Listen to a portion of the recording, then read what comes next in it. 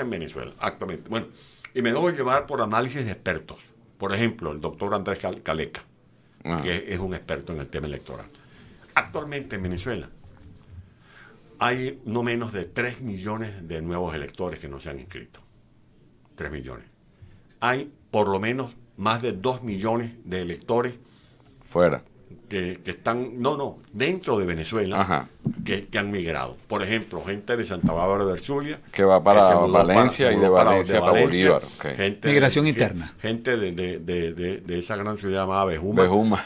Que se mudó para Tucupido. Correcto. Gente de Vallada Pascua que se mudó para Mérida. Eso es fuera de los 6,5 que están. No, estamos hablando de los 4, por lo menos 4 que estamos afuera. Que están desactualizados y 4 que votan. Estamos hablando de 9 millones de electores. Eso es prácticamente la mitad del registro electoral.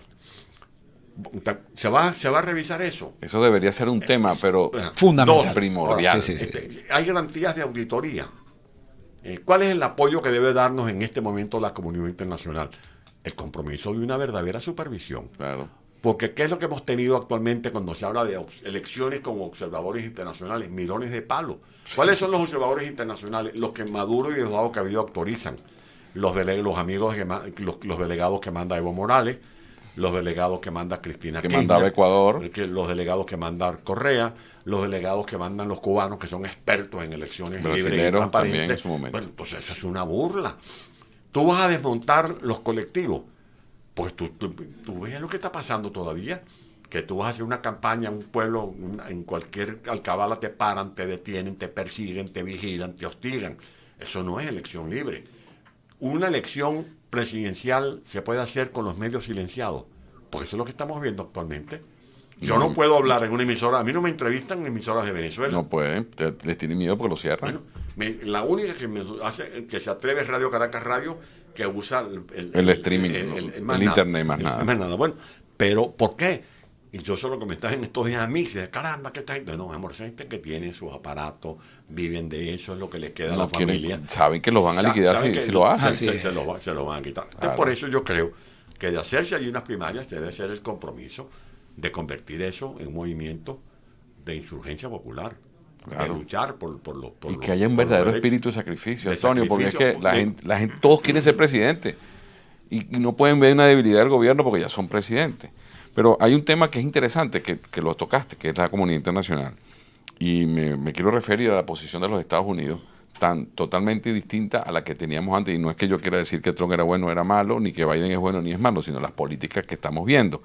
Y cuando yo veo que sueltan a los sobrinos, cuando yo veo que la señora hacen las conversaciones y Chevron en Venezuela. Chevron que bueno, que yo eso lo veo bien porque veo que es una bajada de cabeza que está haciendo el gobierno frente a algo que los Estados Unidos, su eterno enemigo, les está pidiendo. Pero sin embargo están cediendo en eso y están cediendo en muchas cosas, pero el gobierno de Estados Unidos tú lo ves que está actuando en esa supervisión o en esa...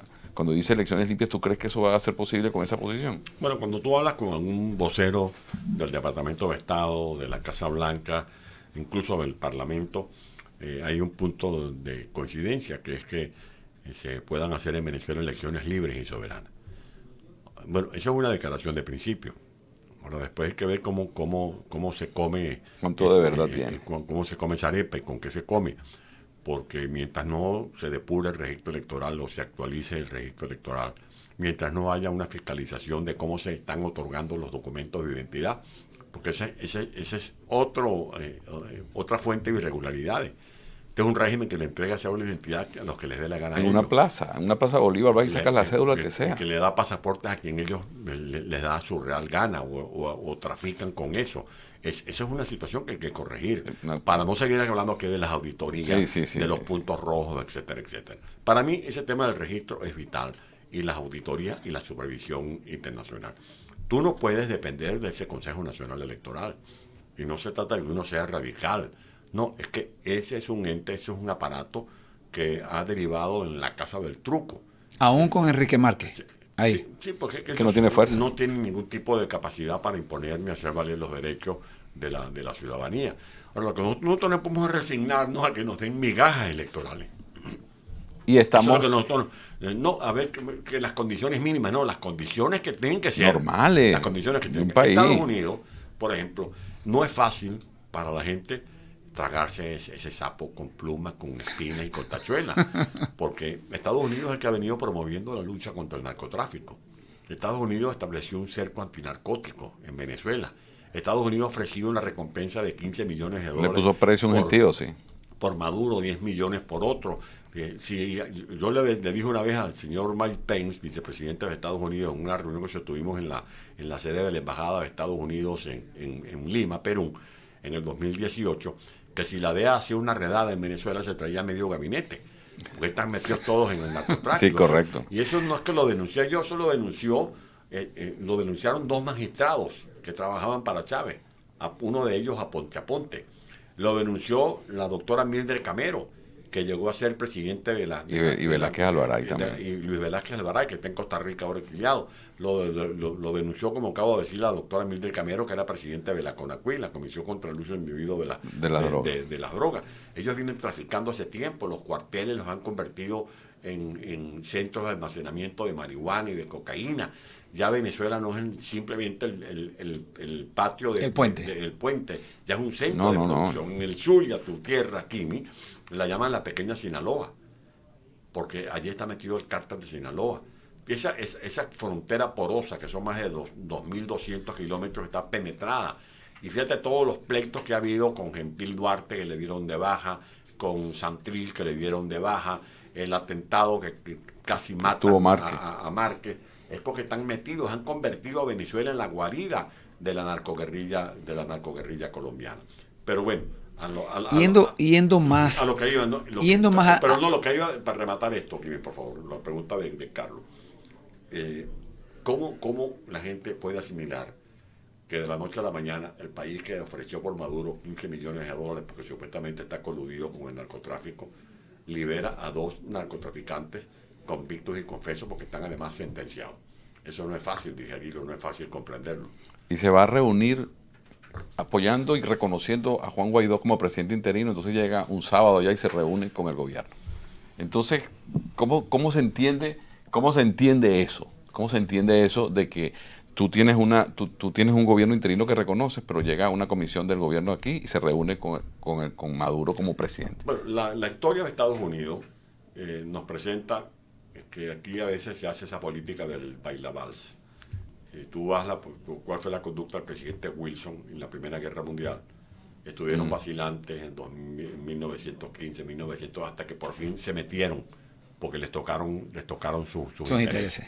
En 1941 todavía no eran parte de los aliados. Eso que uno ve en las películas, que uno lo ha leído en las biografías de Winston Churchill, que Churchill llamando desesperado al presidente Roosevelt, pidiendo auxilio, suplicando auxilio, y ellos se negaban a participar hasta que les metieron los bombazos de Pearl Harbor. Sí, de Japón. Y cambiaron. Estados Unidos tuvo en esa etapa de la Guerra Fría distintos comportamientos. El tema de la guerra de Vietnam, luego lo que le costó la reelección a Carter. Esta liberación de dos narcotraficantes, además convictos y confesos, sí. Vimos que había una conducta distinta. El presidente Carter se negaba a negociar, creo que era en 1979 o 1980, cuando secuestraron a 66 norteamericanos en la embajada de Teherán. Estuvieron allí secuestrados por más de 400 días. Y eso le costó la reelección a Jimmy Carter. Y luego asumió el poder el presidente Reagan en enero de 1981 y los liberaron. Exactamente. O sea, y por eso tú dices, bueno, ¿cómo tú vas a poner de rodillas ante un tirano como Maduro, lo que se conoce como el imperio norteamericano? Porque eso fue prácticamente... Sí. Pero además, cuando a mí me preguntan qué va a pasar, yo todavía sigo teniendo, de verdad, en lo más recóndito de mi esperanza, la idea de que algo tiene que ocurrir, porque para que Estados Unidos se ponga de rodillas ante Maduro, por algo debe ser. Pero esa es la pregunta que es obligatoria.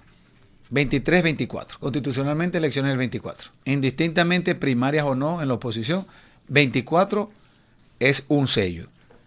Más que ver toda esa incertidumbre, ¿qué ve Ledesma para el 24? No, lo que veo es una fecha que todavía está entre tinieblas.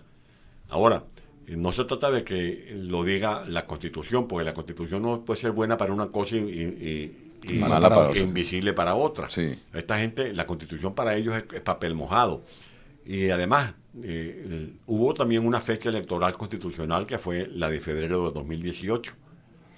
Y sin embargo, la comunidad internacional desconoció a Maduro porque...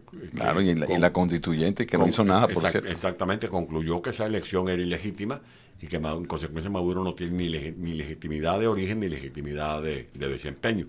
¿Qué es lo que yo veo?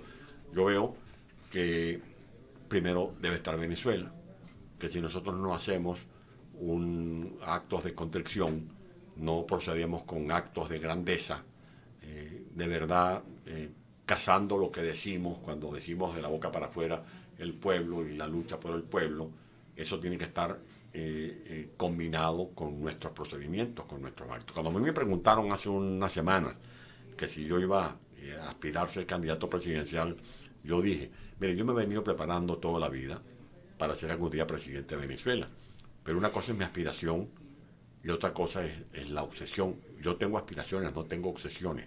Porque cuando tú conviertes la aspiración en obsesión, eres capaz hasta de pactar con el diablo. Hasta de negociar. Vemos que hay gente ahorita pactando con señor, Maduro. Sí, señor. Bueno, yo primero que no tendría posibilidad de regresar a la casa, porque la primera que me echa a la casa sería Mixi.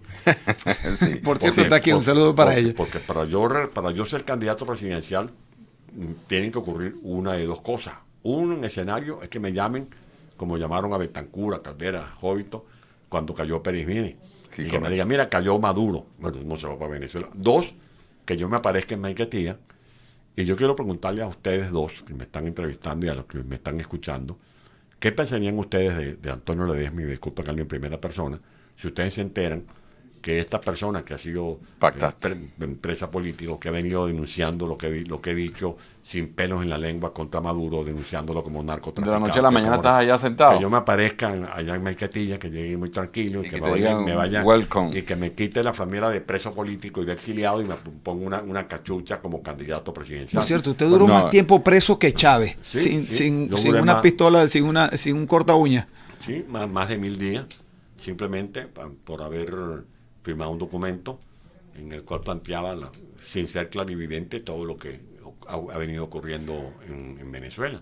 Por eso digo que aquí primero debe estar Venezuela. Debe estar el sacrificio en favor del país. Si no, aquí no nos unimos, si no hay una verdadera unidad. Todo el mundo buscando... Que cuando hay una verdadera unidad se logran objetivos importantes. Claro. La unidad fue... las elecciones parlamentarias fue un hecho. Las elecciones parlamentarias del año de diciembre de 2015. Eso fue un hecho. ¿Qué pasó? Bueno, que ganamos las elecciones en diciembre de 2015 y unas semanas después 4 grupos políticos consideraron que ya eran los dueños de ese resultado. Exactamente. Y secuestraron las tomas de decisiones y mira dónde hemos llegado. Exactamente. ¿Por qué vas a ser tú si puedo ser yo? Eso tiene que acabarse. Y yo no estoy diciendo que excluyamos a estos compañeros. No. Lo que estoy diciendo es que hay que abrir la cancha. Cojamos al mejor. Para que podamos hacer un esfuerzo combinado entre todos, como lo pusimos de manifiesto en diciembre del año 2015, ganando las 2/3 partes. Exactamente. De la Por eso es que no hacen más elecciones. Si hacen elecciones normales, saben que las pierden. Es que desde esa fecha los cubanos decidieron no hacer más elecciones. Claro. Sin embargo, es la unidad de la oposición. ¿Dónde se va a lograr esa unidad? ¿Dónde van a converger? ¿Dónde va a estar el foro de Washington? ¿Dónde va a estar el foro de Miami? ¿Dónde va a estar el foro de España? ¿Dónde se va a encontrar Ledesma? Pero se han hecho esfuerzos. Fíjate que esta es una lucha entre el bien y el mal. Esta no es una lucha que se supedita a banderas por una izquierda por un ángulo y a banderas de derecha por otro. Esta es una lucha entre democracia, entre libertad, entre tiranía, entre oscurantismo. Aquí hay un movimiento en el que ha jugado un papel muy importante, por ejemplo, el doctor Asdrúbal Aguilar, que lo patrocina la cátedra del señor Nelson Messerani, que es el grupo IDEA. Allí están agrupados más de 30 líderes del mundo. Eso es un esfuerzo que vale la pena destacar y respaldar. Está el Instituto por la Democracia. Sí, de América Latina, ahí donde está Sánchez Bernaín. Ayer yo estuve, por ejemplo, en una conferencia donde se hizo una descripción del crimen organizado y la expositora invitada especial fue la exministra Patricia Bullrich, que luce como futura presidenta de Argentina. Sí. Bueno, esos son centros de combate contra el populismo, porque el populismo es una amenaza planetaria. Ya no es el populismo que América Latina, aquí el populismo está en América Latina y está en Europa, igual que la corrupción, que descubrieron con distintas manifestaciones. Tú ves, por ejemplo, esta diputada de Grecia que acaba de ser denunciada por presuntos hechos irregulares. ¿Cuál fue la respuesta que dio inmediatamente el Parlamento Europeo? Hay que investigar. Claro. No hay solidaridad automática, y que los organismos de inteligencia determinen y las jurisdicciones que correspondan hagan las pesquisas correspondientes. Pero ¿cuál ha sido la conducta en Argentina? Bueno, las propias instituciones del Estado defendiendo a la señora. Sí, claro. Y casi que convicta y casi que confesa. Sí, bueno, es una sentencia firme, una investigación que tiene 14 años. Sí. Que la han venido retrasando 14 años. Y bueno, sin embargo, allí hay la solidaridad automática.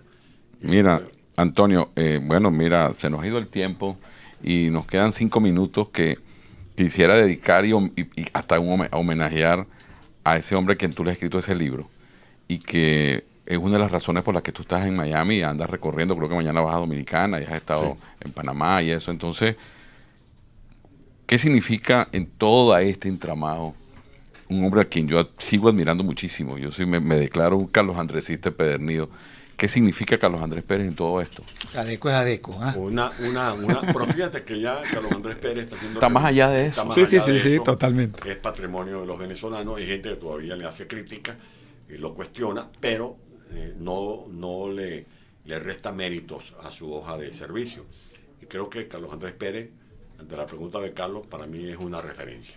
Y he querido plasmar en esas 520 páginas la vida y obra de Carlos Andrés Pérez, para que este libro sea un lugar de consulta, sobre todo para los jóvenes de Venezuela y de América Latina. Los que no lo conocieron, correcto. Historia contemporánea. Primero, Carlos Andrés Pérez fue un hombre demócrata cabal. El día 20 de mayo de 1993, cuando estábamos reunidos en Consejo de Ministros, yo era parte del Consejo de Ministros por mi condición de gobernador de Caracas, y estábamos pendientes de la decisión que iba a adoptar ese día la Corte Suprema de Justicia. Y había un puente telefónico entre el ministro de la Secretaría de entonces, Celestino Armas, con algunos colaboradores que estaban pasando información, y es cuando se confirma ya que había una mayoría que aprobó el antejuicio de mérito, que daba lugar a lo que después hizo a la destitución, el Congreso, a la sustitución. El presidente se para, me hace una seña, yo lo sigo, se va al despacho, se queda en silencio viendo ahí el despacho, le pide unas hojas en blanco a Laura Robles, su secretaria particular, y comienza allí a escribir su proyecto de mensaje. En ese interín no faltó quien lo tratara de seducir o de entusiasmar a que se rebelara. Correcto. Y allí entonces es cuando brota ese hombre que yo defino en ese libro, el presidente que murió 2 veces, como el hombre institucionalista. Carlos Andrés, por encima de todas las cosas, era un defensor de la democracia, y para poder defender una democracia hay que defender las instituciones. Por eso también en el libro hay un capítulo con el que inicio el compendio, que se llama La profecía de David, y es cuando cuento cómo fue la designación de Escobar Salón como fiscal general de la República. La reunión definitiva donde se habló de ese nombre ya como candidato para la fiscalía fue el 10 de abril del año 1989. Hacíamos las reuniones del comité operativo. El comité operativo fue un ente que creado por vía reglamentaria para regular las relaciones entre el partido y el gobierno, y a mí me dieron el honor de ser el secretario ejecutivo de esa comisión. Ese día, cuando se asoma el nombre de Escobar Salón, hubo un silencio. La reunión se hacía en el comedor privado del presidente en la casona, y ese silencio lo interrumpe el doctor Morales Bello con su escrupulosa dicción y su tono ceremonial, como era él, muy formal. Permanentemente, sí. Y le pregunta al presidente Pérez, ¿y usted no tiene nada que decir con respecto a esta proposición? El presidente Pérez dijo, yo no puedo ni avalar ni oponerme, porque es impropio que un jefe de Estado, un presidente de la República, interfiera en la designación de quienes van a ocupar estas instituciones que son muy nobles, muy importantes para la democracia. Ese era el Carlos Andrés. Esa virtud lo llevó al... Y es cuando David Morales Bello me ve, yo estaba en posición diagonal, y me dice, bueno, compañero Ledesma, yo quiero que usted deje constancia en acta de lo que voy a decir. Y en efecto, yo recogí el acta que estoy transcribiendo en este libro. Por primera vez se dan a conocer las actas. Esa es una de las revelaciones importante de ese libro, sí. Porque allí, entonces el doctor Morales Bello le dice, yo sí me opongo a esta designación, presidente Pérez, porque usted sabe que esta es una persona predispuesta contra usted, y esta persona hará todo lo posible, aunque sea indebido, para llevarlo a la cárcel. Claridad tenía. Y todavía se me cuerpo, porque bueno, ese es parte del Carlos Andrés institucional. Luego, el Carlos Andrés que no tenía rencores. El presidente Pérez viene de una familia andina, su padre Antonio Pérez Lemus y su madre doña Julia regentaban una finca cafetera. El presidente de Rubio caminaba a veces 12 kilómetros con su padre hasta la hacienda de la Argentina. Esa y otros bienes le fueron arrebatados a la familia Pérez. Y el mismo presidente contaba que él vio una vez que en una hoguera, un tambor picado, lo convirtió el padre en una hoguera, y estaba quemando allí una serie de documentos, y eran los documentos que daban fe de que él era el legítimo propietario de lo que le estaban arrebatando los parientes de Gómez, de Juan Vicente Gómez. Pero él no quería que sus hijos heredaran esos pleitos. Y otra característica es que un hombre sin rencores. Carlos Andrés no sabía de odios y rencores. Había gente que decía que era demasiado tolerante, que Carlos Andrés Pérez era muy conciliador, pero creía que buscaba bueno, el solo hecho de quedarse a los y Gonzalo Barrios acuñó una vez un dicho para poner de bulto la tolerancia de Carlos Andrés Pérez, que si el presidente Pérez iba en la caravana presidencial y escuchaba que alguien le mentaba a la madre, le daba la orden al edecán, deténgase, se bajaba del carro, le preguntaba el nombre a la persona y lo nombraba ministro. Sí, eso es verdad. El otro era un hombre resiliente.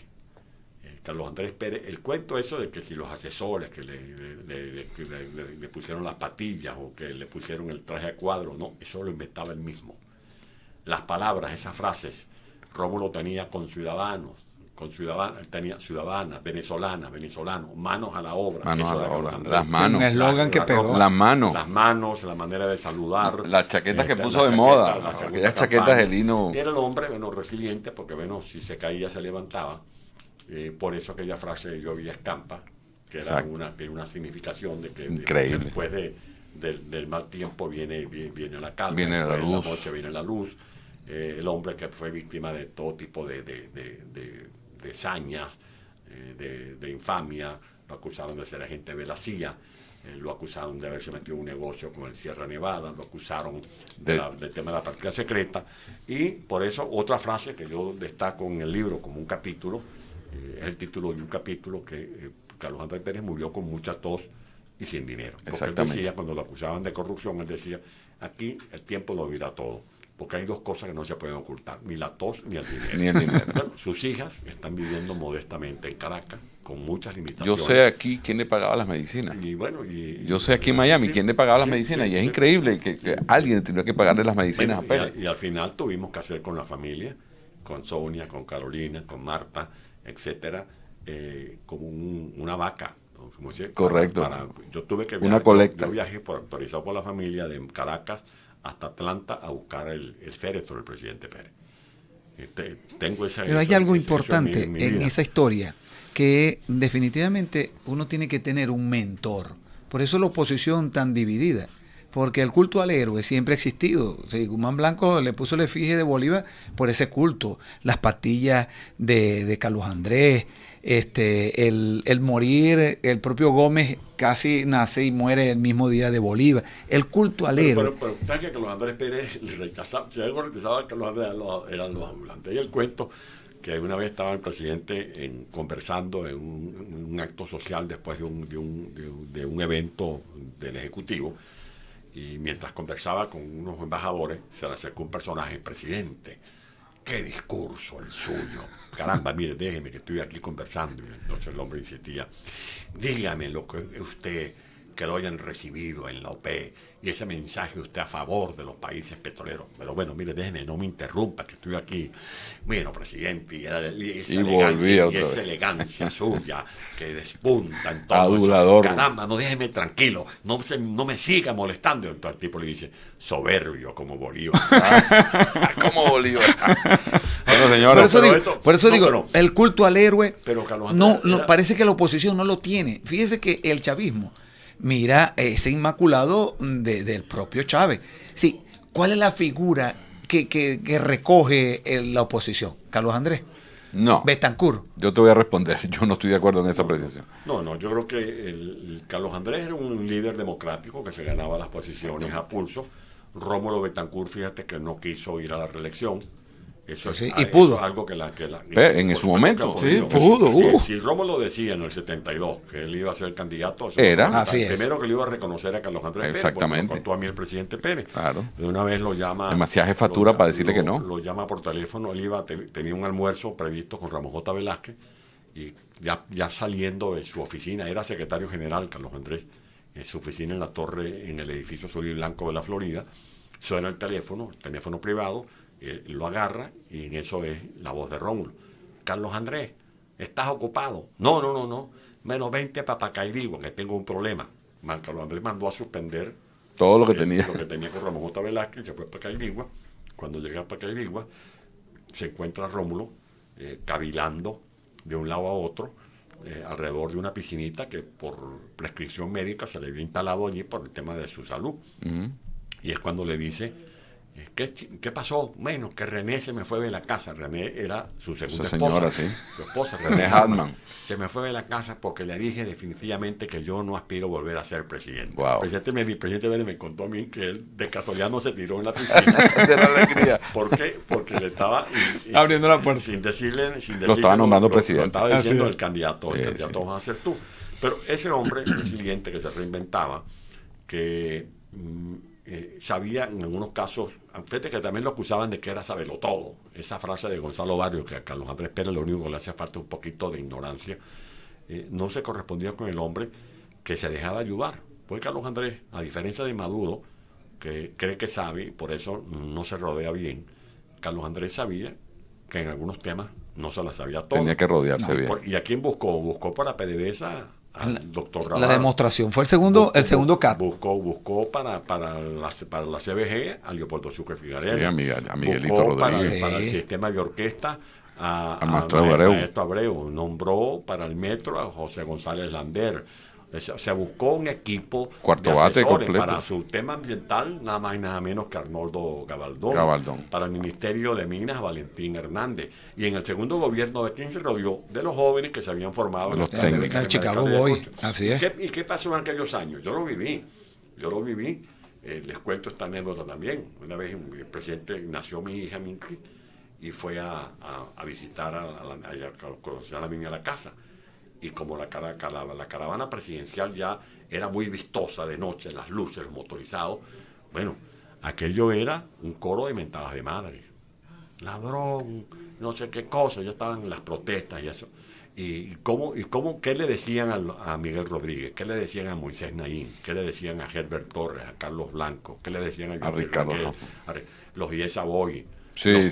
No, los acabaron de ¿Pero qué dice hoy todo el mundo? Que era la solución. Que eran los mejores. Que eran los mejores. Así es. Y eso, bueno, Carlos Andrés era un hombre visionario, un estadista visionario. ¿Cuál fue la campaña contra Carlos Andrés cuando nacionalizó el petróleo? Que era una nacionalización chucuta. Sí. Bueno, por el artículo 5. ¿Qué dice todo el mundo ahora? Que hace falta lo dice en el libro Toro Hardy, lo dice en este libro que yo escribí, lo dice Juan Fernández, lo dice Humberto Calderón Berti, que Carlos Andrés Pérez fue visionario, porque gracias a ese artículo 5 es que fue posible poner en marcha la apertura petrolera, las asociaciones estratégicas, exactamente, los acuerdos, una verdadera nacionalización de ganancias o pérdidas, el cambio de patrón de refinación de las refinerías, la explotación de la plataforma continental, la exploración en la faja bituminosa del Orinoco. O sea, un gran salto. Lectura obligada, el libro que acaba de presentar. Bueno, y se nos acabó el tiempo y pudiéramos pasar aquí horas enteras, y si tuviéramos un wiki mejor todavía.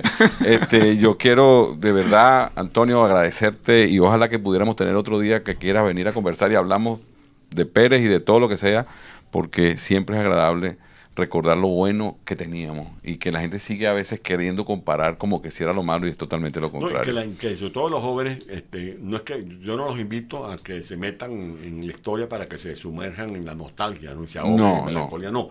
Estudien la historia y vayan pensando en el país que ustedes van a diseñar e impulsar para el futuro. Que venga otro pacto. Por eso les pido a la gente que me escucha a través de esta emisora, que busquen el libro. Se puede conseguir en Amazon. Sí. Acabamos de hacer una excelente presentación en Washington, gracias a la bondad del embajador Vecchio y a la participación de Moisés Naguín y de Carlos Blanco, de Herbert Torres, aquí en Miami, gracias al Instituto por la Democracia de América Latina. Está el alcalde regalado, donde está Sánchez Benaí, Beatriz Rangel, en el Museo de la Diáspora que dirige Felipe. Gente solidaria que nos ayudan a promover esta obra, y por eso cierro mi intervención agradeciendo a esta emisora, al señor Esquivel, a todo el equipo, a ustedes, a la directora técnica que está aquí con nosotros, Silvia. Nuestro agradecimiento, y que compren el libro. Así es. Hay que comprarlo. Bueno, señores, quiero agradecerle a Kimi, porque sin Kimi esta entrevista no la hubiésemos podido lograr, gracias a tu gestión con Antonio, y que nos permitió pues reencontrarnos otra vez con ese país tan bonito que algún día debemos tener. Así es. Gracias, amigos, ustedes por acompañarnos. Muchísimas gracias. De verdad, gracias por esa formación de líder para una Venezuela que queremos. Mucha salud y mucho éxito. Gracias. Y ustedes, amigos, gracias por acompañarnos y por estar con nosotros esta hora y picote que tuvimos aquí, porque nos llevamos un poco el tiempo. Felicitaciones, Argentina. Ah, sí, correcto. Hasta aquí, amigos, así es. Nos vemos en la próxima oportunidad, y por favor, sean felices.